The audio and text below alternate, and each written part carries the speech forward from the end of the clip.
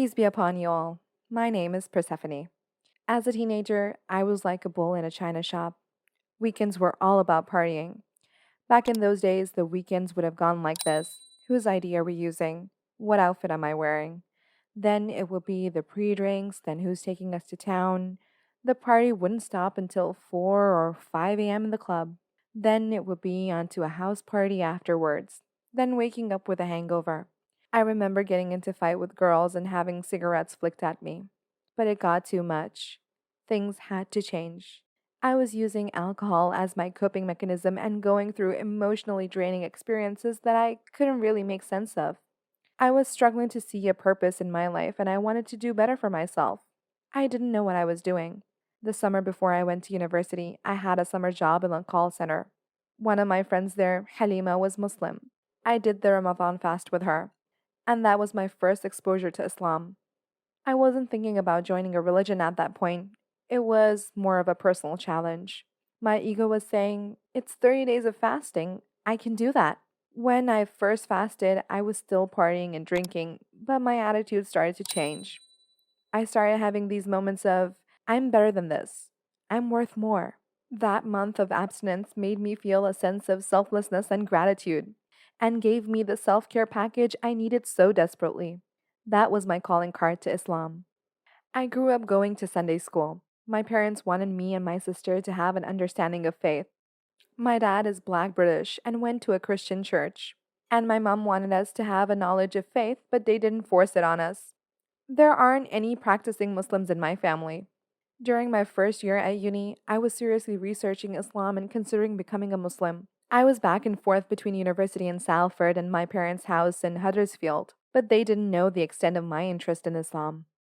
I kept it pretty under the wraps until one day I burst into the house with my headscarf on, like, I'm Muslim now. My parents were shocked and confused, but they weren't unhappy. They questioned my choices a lot and wanted to ensure I was making the right decision. My dad thought I was quite overzealous, and when I look back, I wasn't very moderate. I wanted to do everything by the book without understanding the interpretation of the Quran properly. I wanted to go hard and do everything with conviction. That meant I threw away bags of clothes I didn't think were appropriate anymore, removed my false stiletto nails, changed my name on social media, deleted lots of racy photos, and created a new Facebook page so nobody could see me. I thought all those Western clothes were haram, forbidden in Islam. I felt like I couldn't be around anyone drinking alcohol, and I wouldn't go to places where it would be mixed sex.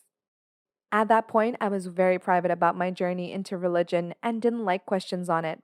I've chilled out now. If a friend wants to have a drink, I don't kick up a fuss. It's their choice ultimately. In the Muslim community, people have individual opinions and boundaries on whether they're happy to be around alcohol or how to dress. But even now, I change my headscarf style to cover my chest more if there'll be a lot of men around. I feel more comfortable. I can get from A to B without anyone stopping me. The way I used to dress, I used to get stopped loads. On a 10-minute walk to uni, I got stopped about 5 times. Men now don't bother me at all.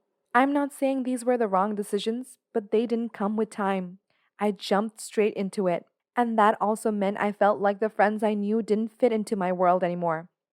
I felt like I was Muslim and striving a certain lifestyle, but they weren't. I was still at uni when I took my shahada, the oath you take when you officially become a Muslim.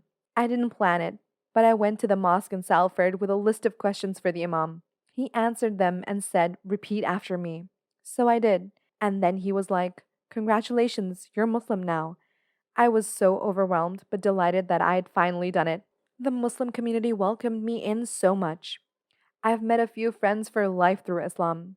They reminded me of what sisterhood is supposed to be. We can talk to each other with no filter. We're honest with our guards down and we're each other's solace when times get tough. My friends are my strongest support system, and I have come to learn that over the years, nothing matters more than the people you keep around you. They remind me all the time that this life is not our final resting place. YOLO doesn't really work for me anymore if it equates to reckless behavior. I didn't get everything right. I have relapsed a few times and drunk alcohol when my mental state went downhill, but that was very early in my reversion. It's not happened for a long time now. My determination to bounce back and do better won every time. And now I don't even think twice about being tempted. The risk of relapsing feels far gone. It's okay to not get everything right. It doesn't mean I'm not committed to the religion. My parents are super supportive. They've actually fasted with me a few times. Their main concern was that I wasn't going to be me anymore. But as they've seen over the years, I'm still me, just version 2. More respectful, at peace, kind to myself, and conscious of the world and how my actions impact others. I think my mom's actually enjoyed challenging herself to find what I consider modest fashion for me. She's always been my personal stylist, and my Muslim friends can't believe my outfits are literally pulled from my mom's wardrobe and then layered up to fit with my modest clothing. I revisited Greenhead Park in Huddersfield, where I've had some really good times there, but some really hard times too. When my mental health got really bad, I tried to end my life in the park.